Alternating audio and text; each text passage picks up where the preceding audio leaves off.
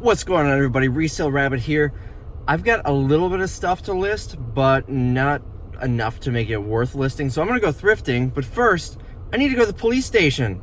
I found these bullets in a storage unit. It's mostly empty. There's like 10 bullets in here. So not really worth selling. And I don't have a gun, and everyone I know who has a gun does not have a 380. So I am going to drop these off at the police station, and then we're gonna go thrifting. Never mind. Apparently, Ashwaubenon Public Safety does not take them. So I have to bring them to... That's a new sign. I have to bring them to Brown County Sheriff's Department, who does take them, but that's across town, so I guess I'm gonna do that on my way home tonight. We are at Bethesda Thrift Shop. I don't know how often they restock. I've actually never been to this store twice in the same week, so I don't know. Maybe we'll find something, maybe we won't. Really just depends on how often they restock. A couple of good finds here. We've got this Sony boombox, $6. Should be able to get about 30 or so for that. We've got this adding machine. What do they want for it? $6 also. Should be able to get about 25, 30 bucks. But the big find here, for $15, we've got a Dymo 4XL, easy $100 to $150. Definitely a score. That Dymo was one heck of a find. This store is usually pretty good at pricing valuable stuff high. The type of things you find here are usually like Walkmans and film cameras, things that most people think are worthless. I feel like they would have looked that up, especially if they priced it at 15 bucks, but apparently not. So definitely an amazing score and a great start to the day. Hopefully the rest of the day is like this. I also met someone in there who actually recognized me from YouTube. He owns a scuba shop, does a lot of scuba gear. He says, if you know what you look for, you'd be surprised at how much scuba stuff you find in the thrift stores, and you can make good money on it. Now, scuba stuff is way over my hat. I have no idea what I'm looking at with that stuff, but he was telling me that he's going to pick something up for, I think he said 100 or 150 bucks, that he should be able to flip for like $1,000. So maybe that's something, and that kind of follows, you know, hobbies can be expensive. There's often high-end stuff for any hobby. Even, you know, golf clubs, you can go to Walmart and buy a set of golf clubs for $79, but you can also go and buy a single golf club for 500 bucks. So, you know, hobby stuff, look for that. Let's go to Goodwill.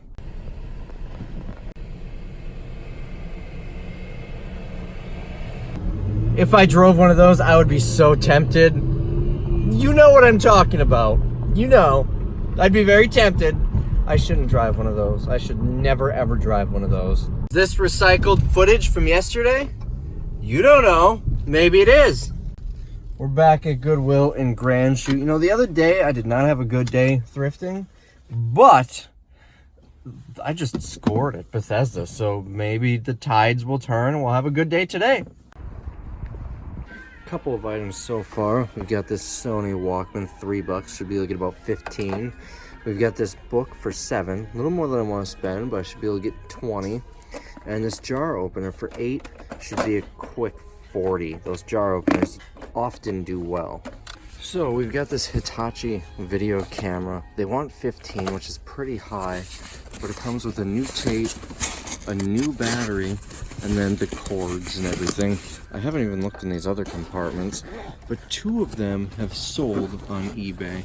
One for $95, one for $47. Because I've got the new battery and the new tape, it's a used tape, I think I could probably get close to that 95 mark, so I am going to spend 15 on this. Priced a little high, but I'm gonna do it anyways. $8.99 for these hunting ear protection. They are battery powered, and that little volume button allows you to hear what's outside at different volumes. Kind of neat. By the way, I should get between 20 and 30 each.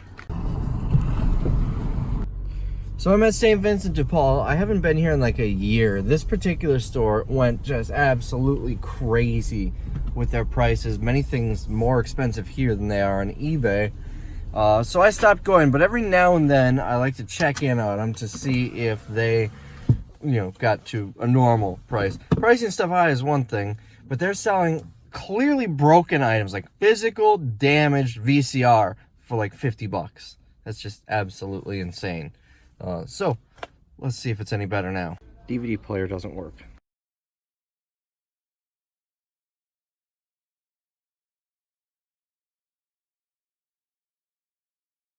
$5.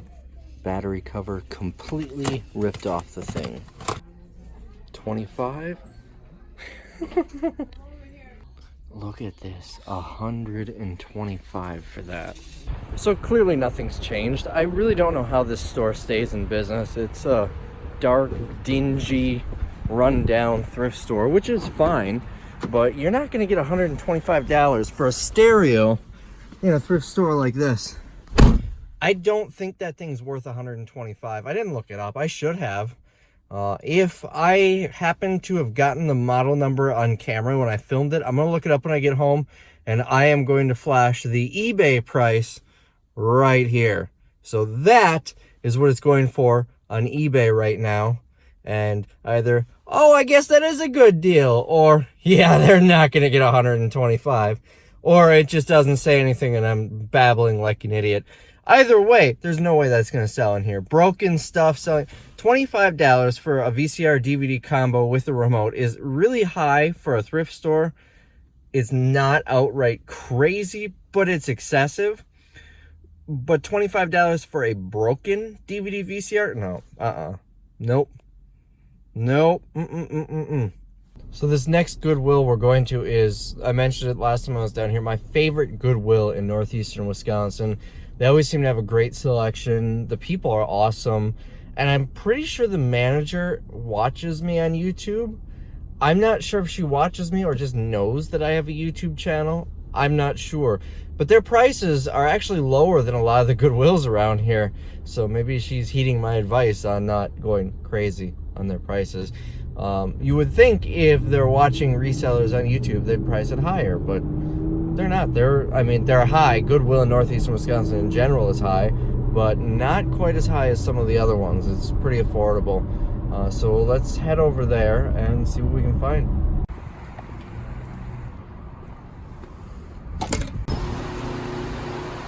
No, they used to have a box here that they'd always fill with cameras.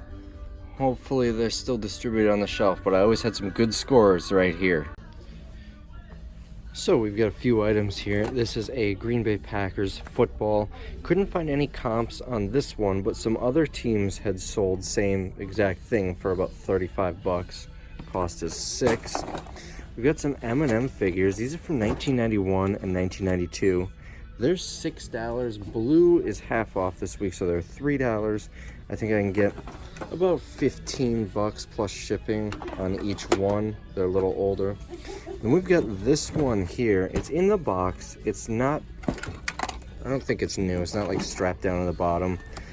This is a more rare one. I'll talk a little bit more about that in a minute, but this one is going to be $3.50 with a half price discount. Should be able to get about 20. This, the sticker covers the model, so I have no idea what model it is, but it's a Canon camera for $2 with the discount, so I'll take a gamble on that. We've got a Sony boombox here, $8. Should get about 50. There was another boombox there for the same price, but it was a little beat up. That tape recorder should be about 20, and this is a Canon camera here. Should get about 30 bucks or so for it, 20 or 30. They want $3.99, and then the tape recorder they want $5. So this store was really good when they first opened, I don't know, a year ago or so. Now they're not bad. They're about the same as the other Goodwills. But when the first couple of months, oh, it was really good.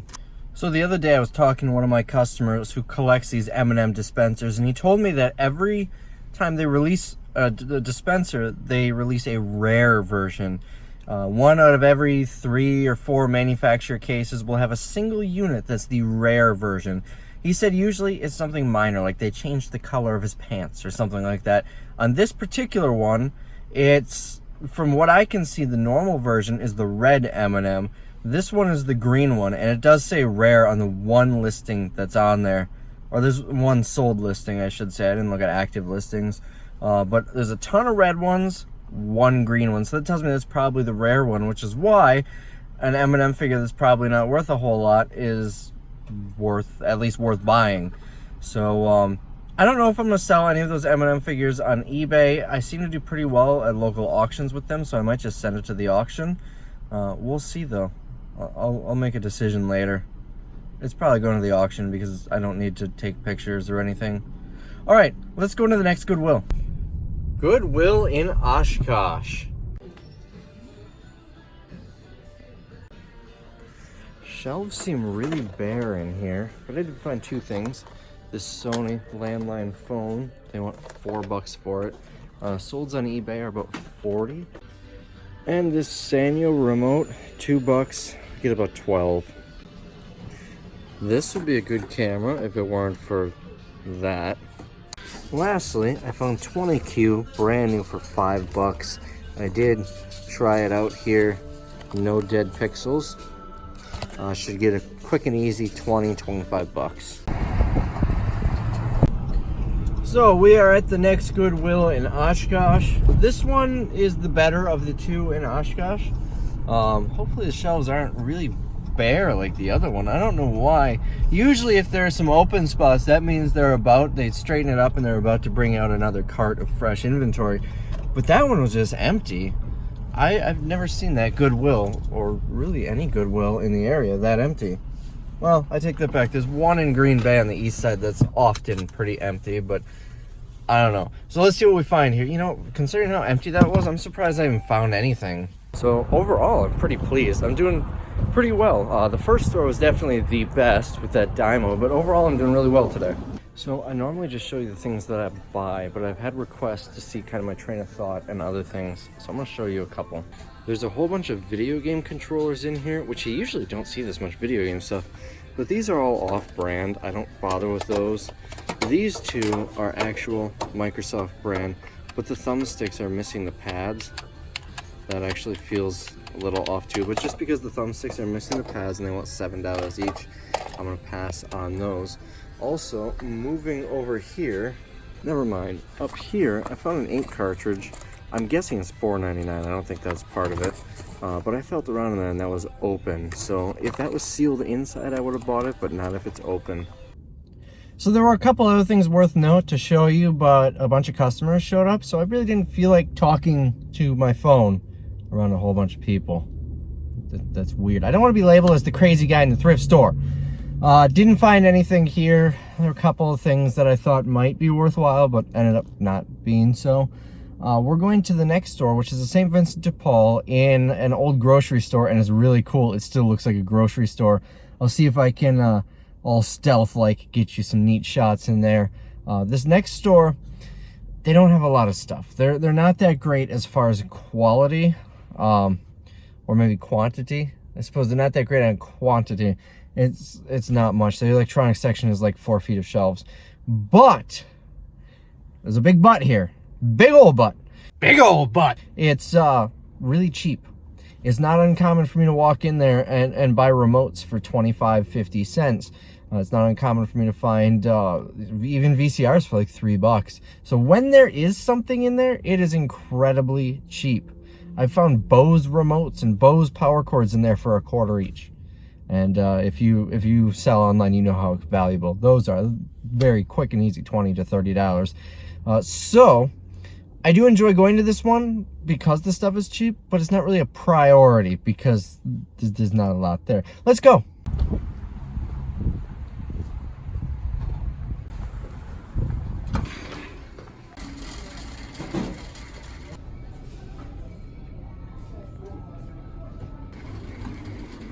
So, found a couple things here.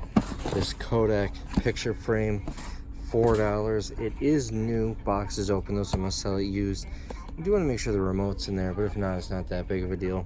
Should get about 25 for that. This router, didn't even look it up, $61.83, probably gonna be about 20 to 30, $1. This actually caught my attention because it does this. Well, now it's not gonna do it. So I figured it out.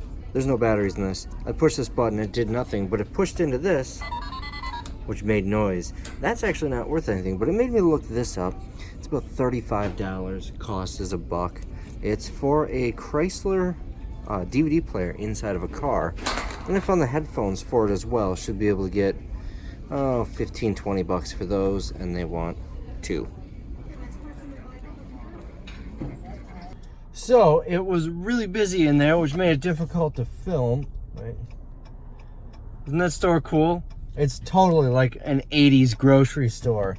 They didn't take anything down. So anyways, it was busy in there, really busy, which made it difficult to film, but I wanted to make a point. Climate controlled storage. That used to be a thrift store. Apparently now it's climate controlled storage. So anyways, I wanted to make a point to show you three cameras and why I looked at them. The first one is this Yahoo camera. It's made by Tiger, which makes like electronic toy games. And it has Yahoo on it. I figured simply the fact that it says Yahoo makes it worth something. There are some new ones that are listed pretty high, but nothing sold. The second one is this Fisher-Price camera. I just bought a Fisher-Price or Play School digital camera the other day that was worth like 30, 40 bucks. So I figured this one was worth looking up, and I did end up buying it. It cost $1.50. Should get about 15, 20 bucks for it. Lastly, I looked up this one. It's also a Fisher-Price camera, much older though. It's not a digital camera, it's a film camera. It says made by Kodak on the front, and also $1.50. I did buy it. It's worth like 15, 20 bucks as well, but that's kind of cool. I kind of want it for my camera collection, so I might keep it at least for a little while. So we've got one more St. Vincent de Paul in Neenah. We're gonna head up there and see what we can find.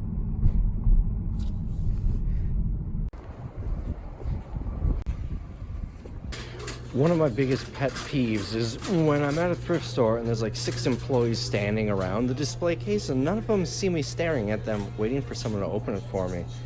So I gave up. It didn't look like there's too much in there, but I wanted to see a price. Now, let me show you what I got so far. This is $10. It is for Quilted Northern, the company that makes the toilet paper. Storybook Crystal. I looked up, could not find this, but I looked up Storybook Crystal, and for other companies, it's $40 to $60. I'm gonna price this high and see what I can get.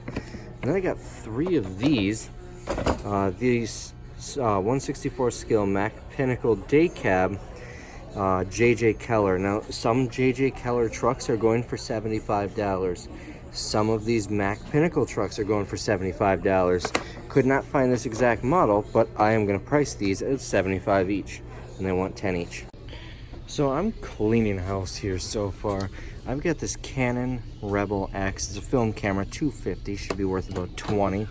I've got a whole bunch of these modems and routers, anywhere from $1.50 to $2 each. It's 3, 4, 5, 6 of them, and I'm gonna get anywhere from 15 to 30 on each one. This thing I haven't even looked up.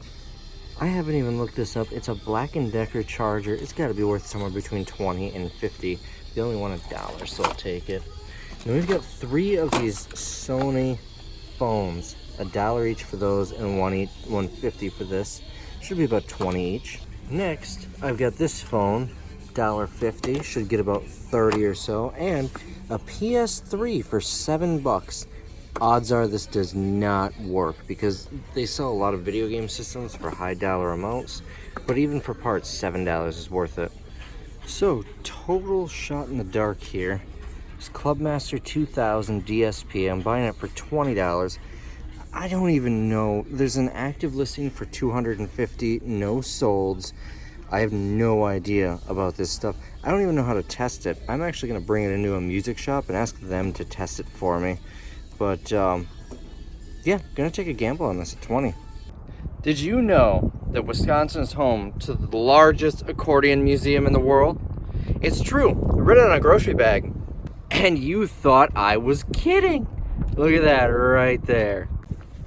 So this store, they know what they're doing. There was a copy of Mega Man in the box for Game Boy Color in the display case for $58. They know video games, so the fact that this PS3 is only $7, either something horribly went wrong and it slipped through the cracks, or it's defective. Although I feel like they would, if they knew it was defective, they would have put a note or something on it saying broken. This type of store usually does that. Nonetheless, I will happily pay $7 for a broken system. Well, I won't say happily. I'll happily gamble $7 on a system that might be working, might not be working.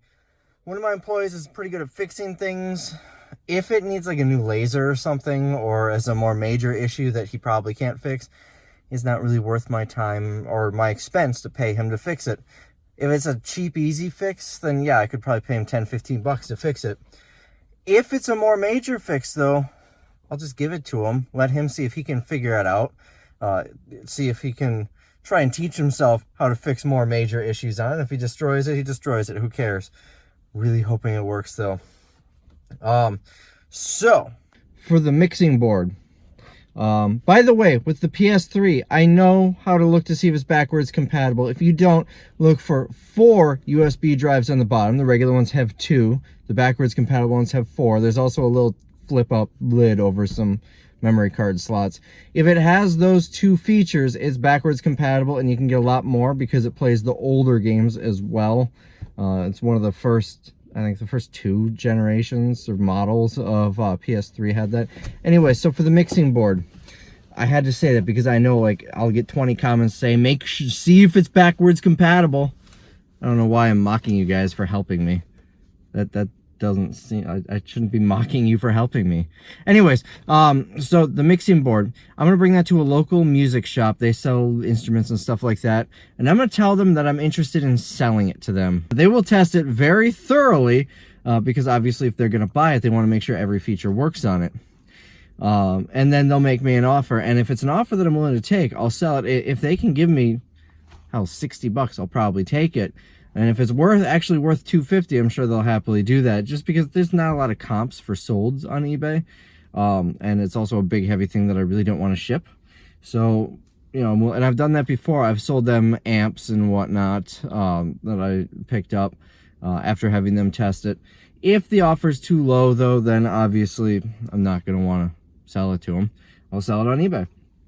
But anyways, it's a great resource. I've also brought things in where I had, if you remember, there was a PV guitar pedal that I showed you within the past couple days that I listed. There's no power cord for that, and they didn't have a power cord. Couldn't even order a power cord. So the way they tested it, I sat in their basement of this store with their tech for like an hour while he sat there and rewired it so he could connect it to a 9-volt battery just to quick test it. That's some dedication. Now, I offered to sell it to them. They weren't interested. I even told them, you know, I found it for 15 bucks at Goodwill. Give me a little bit of markup. Give me 20 bucks. But they weren't interested at all simply because they couldn't find a power cord.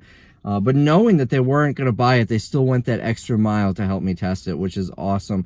So that's Jim's Music in Green Bay. I suppose I can give them a shout out. If you're in Green Bay and like music stuff, go check them out. But anyways, that's what I'm going to do with that. I don't even take the price tags off. You know, they know what I do. So, you know, if it doesn't work, I can just bring it back down here and return it. Although it's a long drive, so I might not do that. Anyway, I'm rambling. Let's go to the next store. Goodwill. Goodwill in Menasha. I literally just sold this exact same bike. It came out of that storage unit. They went 25. I think that's about what I got for it, 25. Literally the exact same bike. So here, I got one of these TV games, a little more than I'd like to spend, $8, but I should be able to get about 20. This will definitely make up for it, only $1.49 on clearance. You do need an older iPod to test it, but I should get about 25, 30. And this guy, remember blue was half off, so that's what, $6. Should be able to get another 25 or 30. This is the home run of this store, though. These Olympus Infinity Zoom cameras usually go for between $40, and I've sold these as much as $100 used. It's $7.99. I haven't looked it up yet. It's probably gonna be more in that 40 range. I think the DLX versions are the really high-end ones, but nonetheless, $8 to 40. Easy test, easy ship. Oh, she was clever. She said at the checkout, "Would you like to donate $1 or round up?" Implying that I had to do one. Kind of caught me off guard. I wasn't expecting that. I'm used to being asked, but not like that. I did neither. I donated $25 in there, and in exchange, I got some stuff. So, I know a lot of people are going to ask, how do you test these cameras? You're going to need to buy two things. Buy a CR123 and a CR2 battery. It shouldn't cost you much. They look like a AA, but stubbier. Most cameras use one of those two. Some will even use AA's, but most are going to use one of those two batteries. I've been using the same two batteries for 2 years now.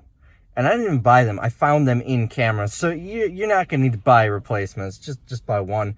It might be wise to buy a couple, because I've had issues where I almost left a battery in a camera, in which case I would have shipped it off eventually with the battery. You could also buy more and include, new batteries with the camera. That might help sell it too. But anyway, so you're going to want those. Now, the only way to truly test these cameras is to put film in it, take a picture, go get the film developed, and see how it turns out. Don't do that. No. What you want to do, put your battery in. First, when you turn it on, test the zoom function. Make sure it zooms in, zooms out, look through the viewfinder, make sure there's no mildew or anything like that. You're going to want to obviously look at the camera for cosmetic damage, and you're going to want to take a picture. Sometimes you need to turn the flash on in order to do that, so hit the flash button. It's the little lightning bolt.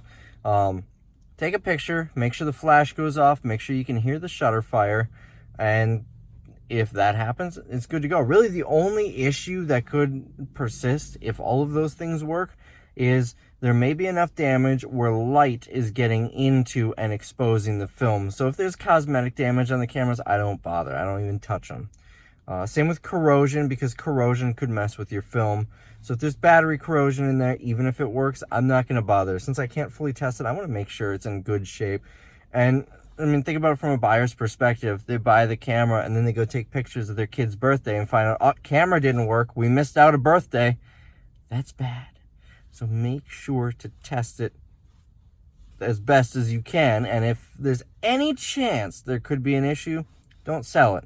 Or sell it for parts, or make it known in the description there could be an issue. So that's how you test those.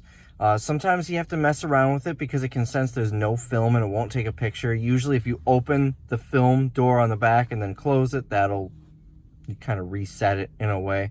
But I've never found a camera that I couldn't test, and these things are pretty resilient. Maybe 1 out of every 100 maybe that I buy has an issue, other than cosmetic damage. 1 out of every 100 maybe doesn't work.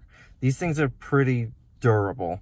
So that is how you test a film camera. Another thing you want to look for, look at the flash. There should be a plastic cover over it, like clear, like a window into the flash. If the bulb is exposed, if you can reach in and touch the bulb on these point and shoot cameras, that's broken. You don't want it. So one more store, and then we're going back to the warehouse to test that PS3 and ship orders and other responsible things. So, made a fool of myself on camera. That Olympus camera is practically worthless. It's selling for like 15 bucks. So I'm probably going to break even on it. That's the first time I've ever seen one of those that isn't worth money. If you look up the Olympus Infinity Zoom 70, you'll see like 15 bucks. If you look up the Olympus Infinity Zoom 70 quartz date, you'll see like 45 bucks. Big difference. Also look up the Infinity Zoom 80, 105, 120. Those are common ones that I find all the time. Those do really well. The 70, the one that I found, first time I found that one, I guess, not worth anything. So that's kind of a bummer. But at least I can make my money back.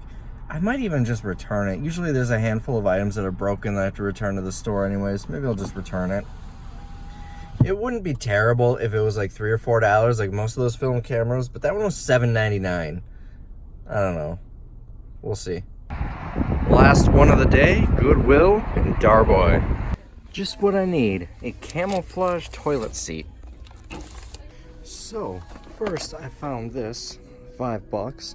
I should be able to get about 20 bucks shipped for it since it's in the box. Even without the box, these actually surprisingly sell for a couple bucks. Now this is a bolo. This is a caller ID. Let me show you what it looks like running. Now the flickering there is just the camera. It looks solid, but it's just one little thing that spins the lights and shows it. I've sold these for as much as $150 used. The price has come down over the past couple years quite a bit, but it's still worth about 50. Oh, and they want $5 for it. That is enough thrifting for today. Let's head back to Green Bay, test out that PS3, and then I'll show you what's sold. I don't even know what's sold. Let's go check. So, kind of a bittersweet feeling here. I just got a check in the mail for $4,277. Most people would be really excited about that, and I'm glad it finally came, but I lost, what, $223. I did my math right. Yeah, $223 loss. One of the few times I lose money on a big purchase. I spent $4,500 on a half a truckload of Target merchandise, half of a semi, $4,500, and shipped it directly from Target, I guess. I don't think it was Target. I think it was the broker because I only got half a load. And we shipped it directly to an auction house in the middle of Illinois, about 8-9 hours south of me. And they sold it all for me, but it sold for a loss, $42.77, and that's okay. My plan, my hope was I would make $500 on it. Now, making $500 off of $4,500 isn't much, but remember, there is absolutely zero work involved. I pick up the phone, I say I'd like to order a truck, and then it's sent over there, $500 profit. I do nothing at all. My hope is to be able to do a couple of those a month, make a good $1,000, $1,500 a month. Unfortunately, it didn't quite work out, so I don't think the auction house that I used had enough buyers. Maybe if I went elsewhere to another auction house, maybe it could have worked better. Who knows? It was worth a try though. And the fact that I only lost $223, that's not so bad. It could have been a lot worse. Anyways, I'm gonna get to the bank and get this deposited before the bank closes, and then we're gonna come back here and test that PS3. Look at all this stuff I bought. Okay, here we go. Let's grab this guy. The hard drive cover is missing, and it does look like it was opened up at some point, so I'm not holding my breath. All right, we've got it all hooked up. Moment of truth. Oh, red light of death. Is that what they called it? Can you fix it? Only one way to find out. Only one way to find out. All right, we'll see if it's fixable. All right, back over here. We're gonna ship some orders out. Let's see what we've got. For starters, we've got this Panasonic micro cassette recorder, sold for $19.99. I don't know where I bought this or when I bought it or when I listed it, but it's sold. It's probably in stock for a while. Next, we've got Flavor Ice. No, that's just the box I'm using. These roof rail things from Tool. Issue with these are they need a key. They're currently locked and there's no key included. So that was described on the listing. Sold within a couple of days. I got $30 for the set. We've got an iPod Shuffle. Paid $5 for it on a thrift trip down in Alabama. Sold it for $15. Not quite what I wanted to get for it, but it's been in stock for a few months. I want it gone, and it doesn't have a charger. This came out of a storage unit. Oh, we're tangled up on here. Came out of a storage unit, and probably shouldn't have listed it, but I did anyways.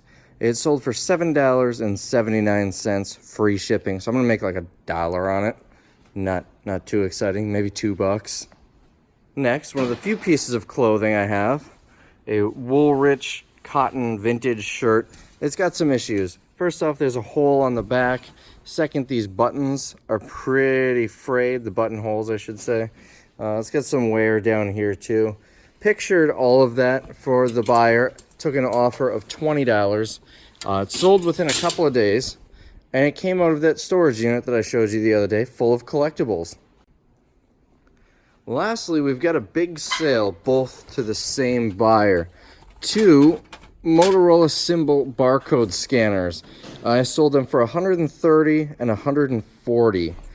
Took best offers on both of them.